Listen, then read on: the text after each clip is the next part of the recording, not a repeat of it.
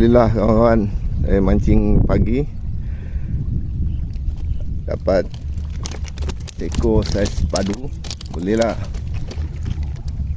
Alhamdulillah. Jadilah boleh buat lauk. Alhamdulillah kawan, inilah hasil hari ni.